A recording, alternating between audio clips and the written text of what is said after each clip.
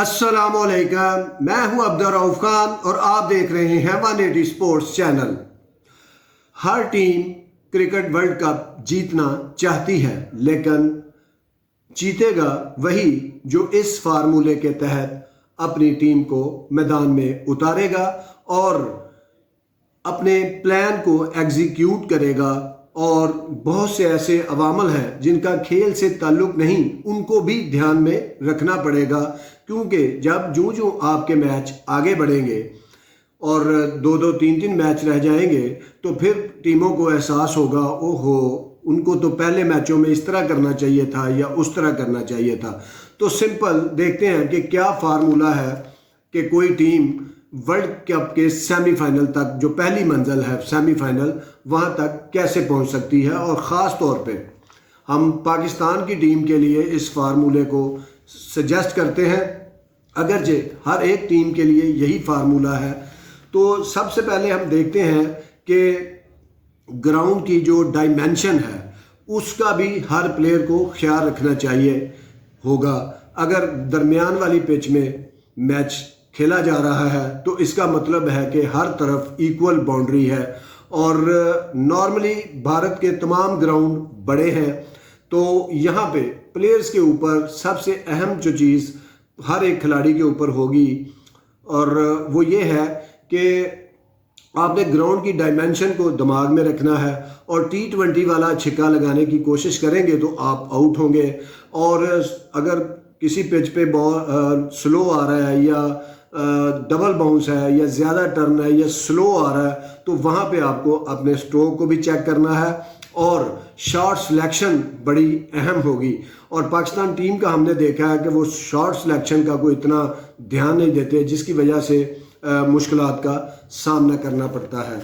और इसके अलावा जो अहम चीज़ है वो ये है कि पावर प्ले का इस्तेमाल। आज की क्रिकेट बहुत ही कैलकुलेटेड हो गई है, और अगर आप पहले पावर प्ले के 10 ओवर ज़ाया कर देते हैं, अगर आपकी कोई विकेट नहीं गिरती, आप 35-40 रन बनाते हैं, और अगर आपकी 2-3 विकेटें गिर जाती हैं और 35-40 रन बनते हैं, तो इट्स मीन कि आपने पावर प्ले को ज़ाया कर दिया।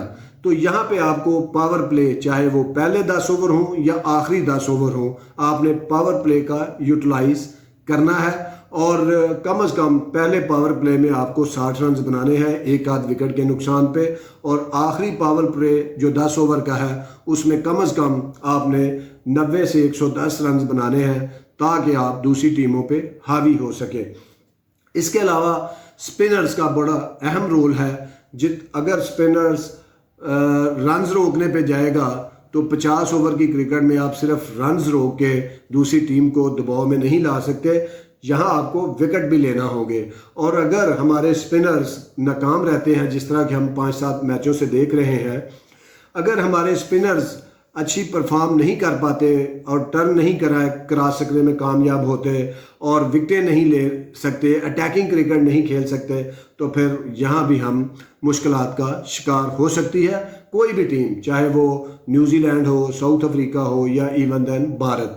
और इसके अलावा डेथ ओवर्स में बॉलिंग और डेथ ओवर्स में बैटिंग बड़ी अहम है। जिस तरह के कहा कि आखिरी पावर प्ले को यूटिलाइज करना है, और आखिरी 10 ओवर जो है उसमें अगर हमारे बॉलर्स अच्छी बॉलिंग करते हैं, दूसरी हरीफ टीम को 60, 65, 70 तक महदूद रखते हैं, तो यकीनन इसका पाकिस्तान टीम को फ़ायदा होगा। और दूसरी चीज़ जो 11 से 40 ओवर का दरमियानी खेल है, जिसको हम पावर प्ले के बीच का हिस्सा कह सकते हैं, ये बड़ी अहम चीज़ है, क्योंकि पाकिस्तान टीम जो है इसमें इस ज़्यादातर मैच इस 11 से 40 ओवर में लूज़ करती है।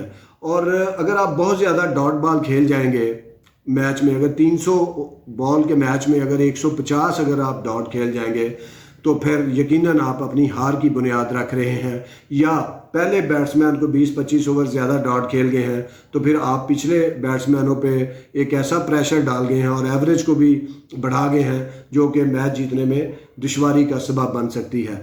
तो यहाँ आपको ज़्यादा अहम चीज़ ये है कि 11 से 40 ओवर के दरमियान आपको हर ओवर में 5-6 रन लेने हैं, और ये एक ऐसा पीरियड होता है जो रिस्क फ्री होता है। यहाँ फील्डिंग भी खुल चुकी होती है और एक अच्छा बल्लेबाज सिंगल डबल से, क्योंकि ग्राउंड बड़े हैं तो सिंगल डबल लेना कोई मैटर नहीं करता। आप सोचें कि अगर आप इन 30 ओवरों में सिंगल डबल से 175 रन कर जाते हैं, सिंगल डबल से एक आध बाउंड्री भी मिल जाती है, तो आपके पहले पावर प्ले के 60 रन और आखिर के 100 रन, तो आपको तो ये हर मैच में 300 प्लस रन डेफिनेटली बन जाएंगे।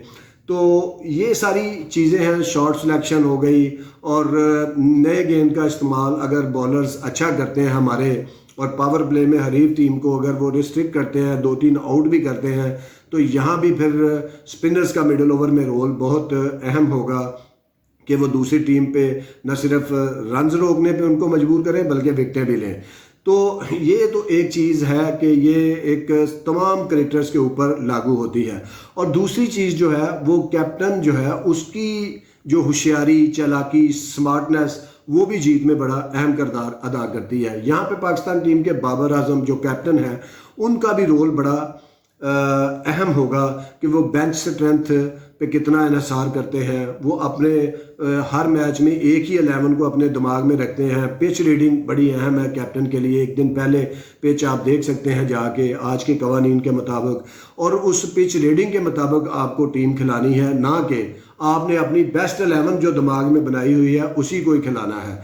तो यहाँ पे भी एक कैप्टन का जो है रोल बड़ा अहम होगा। टॉस ठीक है आपके उसमें नहीं आती दायरा अख्तियार में, लेकिन इंडिया में हमने देखा है कि कोई टॉस इतनी मैटर नहीं करती, चाहे आप टॉस हारते हैं जीते हैं, और ओस भी जो पड़ेगी ज़रूर, चूँकि अक्टूबर के माह में वर्ल्ड कप हो रहा है नवंबर में, तो डेफिनेटली जो आप पहले बैटिंग आपको सूदमंद हो सकती है, क्योंकि उसमें बॉलिंग करना थोड़ा मुश्किल हो जाएगा, गेंद थोड़ा हैवी हो जाता है, टर्न होना मुश्किल हो जाता है, और हमारा तो दिन की रोशनी में टर्न मुश्किल हो रहा होता है और मूवमेंट कम है। तो इस तरह की चीज़ें आएंगी जो आपके हाथ में, लेकिन कैप्टन के हाथ में स्मार्टनेस ज़रूर है, किस 11 को खिलाना है, किस बंदे को अंदर टीम में डालना है, जिसकी ज़रूरत है उसको खिलाना है, क्योंकि ये बड़ा टूर्नामेंट है, लंबा टूर्नामेंट है, और कोई पता नहीं आपके ट्रैवलिंग रिजर्व भी ये सारा टूर्नामेंट खेल जाए, इतना लंबा टूर्नामेंट है। 92 का वर्ल्ड कप याद है, उसमें भी बहुत से अनफिट हुए थे खिलाड़ी, और जो टीम में बिल्कुल बेंच स्ट्रेंथ थी, वसीम हैदर और सुल्तान स्पिनर थे, जो कोई लेग स्पिनर थे, इकबाल सिकंदर सॉरी, उनको भी एक एक 2-2 मैच मिल गए थे। तो यहाँ 9 मैच हैं, बहुत बड़ा लंबा टूर्नामेंट है, तो आपको बेंच स्ट्रेंथ को भी यकसां मौके देने हैं। और किसी कप्तान का अगर 18 पे बिलीव नहीं है तो इट्स मीन कि वो उसका सेमीफाइनल तक पहुंचना मुश्किल है। और यहाँ पे टीम इंतज़ामिया का, जिसको सपोर्टिंग स्टाफ, कोचिंग स्टाफ कहते हैं, उसका भी बड़ा अहम रोल होगा।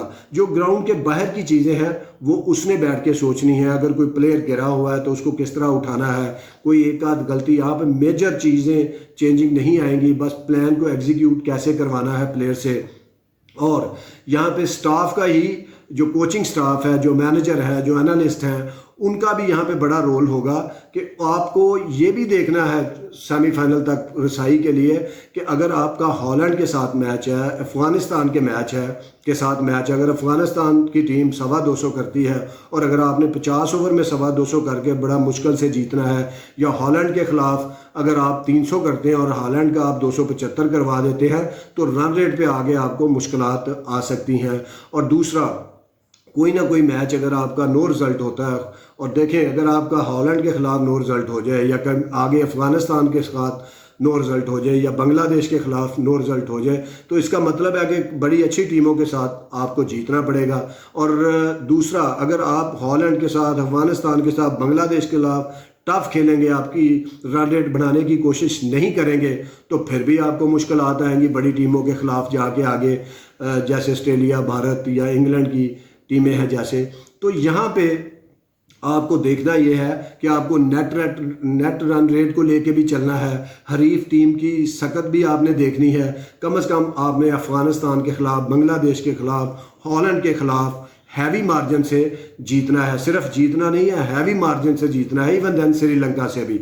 और इन चारों मैचों में अगर आप जीत जाते हैं तो फिर 2 टीमें ऐसी बचती हैं पाकिस्तान के लिए, साउथ अफ्रीका और न्यूजीलैंड, जिनको पाकिस्तान हरा सकता है या ये कहा जा सकता है कि इनको पाकिस्तान की बॉलिंग और बैटिंग जो है अच्छे तरीके से फेस करते हुए जी सकती है। और ये एक 6 मैच ऐसे होंगे, अगर पाकिस्तान इनमें से 2 मैच भी लूज़ करता है तो पाकिस्तान का सेमीफाइनल में खेलने का जो है ख्वाब चकना चूर हो सकता है। और इसी तरह डकवर्थ लुईस सिस्टम को भी आपने अपने जहन में रखना है कि ये ना हो कि कहीं ना कहीं आपको मैच पड़ जाए, डकवर्थ लुईस आप पे पड़ जाए तो आपके लिए जीत मुश्किल हो जाए। तो ये कुछ चीज़ें ऐसी हैं। और ओपनर का रन्स करना बहुत अहम है, क्योंकि हमारी ओपनर जो है वो बहुत मुश्किलात का शिकार है। एशिया कप में भी हमने ये देखा और अभी ये वार्म अप मैचेस में भी देखा। तो ओपनर्स को रन्स करना बड़ा ज़रूरी है, क्योंकि अगर आपको स्ट्रांग फाउंडेशन नहीं मिलेगी तो आपका मिडल ऑर्डर ऐसा है कि वो टाइम लेता है, और आपका जो लोअर ऑर्डर है उसमें इतनी सख्त नहीं कि वो आखिरी 10 ओवर में 125 रन्स कर जाए। तो इसलिए ओपनर्स के लिए बड़ी जिम्मेदारी है। और आज के पावर प्ले में 60 रन्स करना विकेट खोए बगैर या एक आध विकेट गंवा के, तो ये कोई मुश्किल काम नहीं है। अगर ये मुश्किल काम है तो फिर पाकिस्तान के लिए सेमीफाइनल में खेलना भी मुश्किल है।